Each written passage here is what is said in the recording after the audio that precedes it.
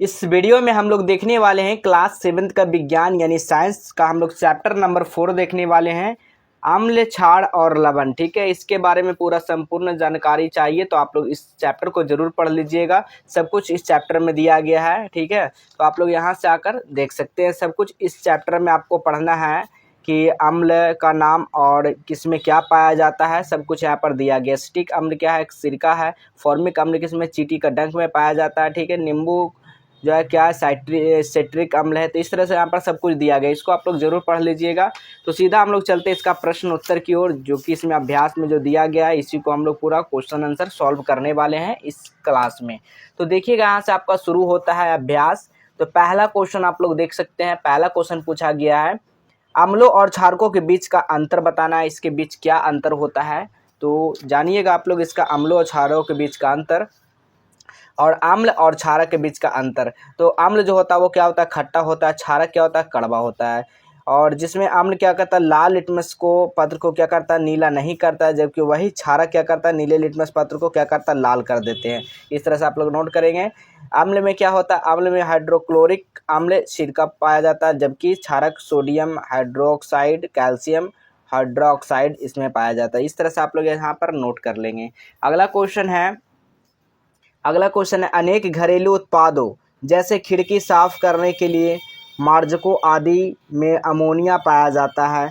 तो अमोनिया पाया जाता है तो ये लाल लिटमस पत्र को नीला कर देता है। तो इसकी प्रकृति क्या होगी, जो लाल लिटमस पत्र को नीला कर देता है? तो आपको बताया था क्षारक, यहाँ पर देख सकते हैं। तो यहाँ पर लिखिएगा, इनके प्रकृतिक क्षारीय होती है, क्योंकि ये लाल लिटमस पत्र को नीला कर देते हैं। नीला कौन करते हैं, देखिए क्षारक में आप लोग बताए थे कि लाल लिटमस पत्र को क्या करता है, नीला कर देता है, नीले लिटमस पत्र को लाल कर देता है। ठीक है, तो इस तरह से आप लोग यहाँ पर आंसर आप लोग नोट कर सकते हैं दूसरा का।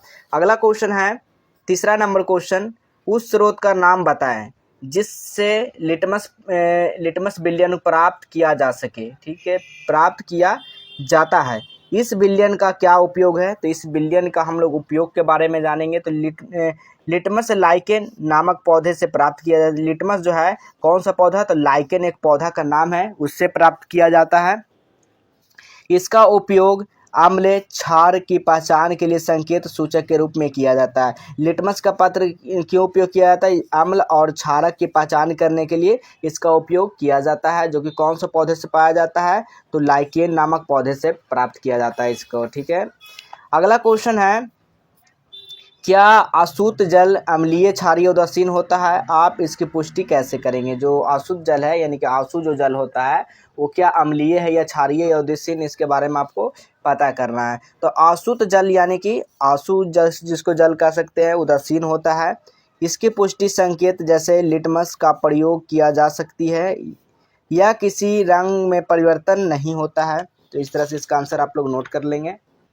अगला क्वेश्चन है, उदासीनीकरण में प्रक्रम को एक उदाहरण देते हुए समझाना है।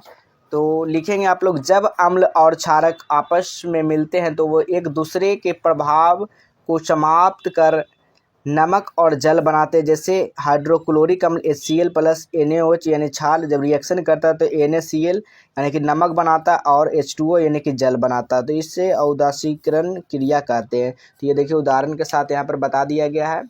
अगला क्वेश्चन आता है यहाँ पे, निम्नलिखित कथन में सही हो तो ट्रू और गलत हो तो फॉल्स का चिन्ह लगा, यानी कि ट्रू और फॉल्स आप लोग बताना है।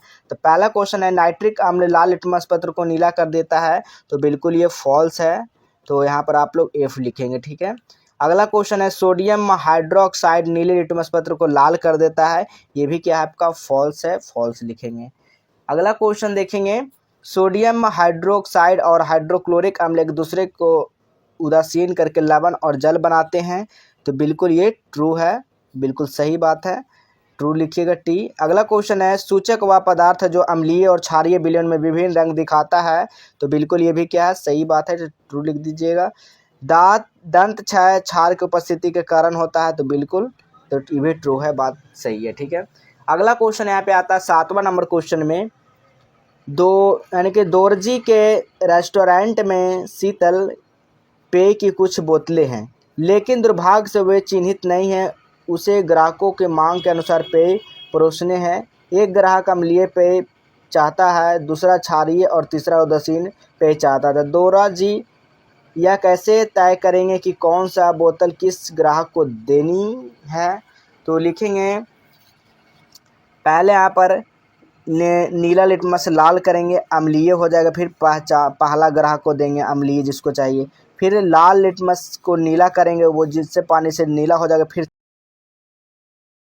दूसरा ग्राहक को देंगे जिसको क्षारीय वाला चाहिए, फिर किसी रंग में परिवर्तन ना हो तो वो उदासीन होगा, वो तीसरा ग्राहक को उदासीन किसका होता है? तो हम लोग जो पानी पीते हैं नॉर्मल वाटर, ठीक है, नॉर्मल जो वाटर होता है वो क्या होता है? उदासीन होता है, ठीक है। तो इस तरह से आप लोग उसको हम लोग देंगे। तो किससे? तो लिटमस से, हम लोग लिटमस पत्र से इसको जांच करके हम लोग उस ग्राहक को देंगे जिसको अम्लीय पीना है, क्षारीय पीना, उदासीन पीना है। इस तरह से आप लोग लिख सकते हैं।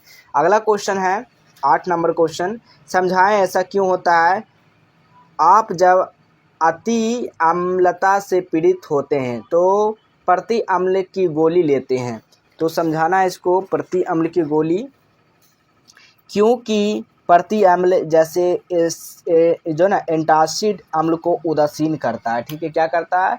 एंटासिड अम्ल जो है उसको उदासीन करता है। इस तरह से आप लोग नोट कर लेंगे। अगला प्रश्न है, जब चींटी काटती है तो त्वचा पर कैल्शियम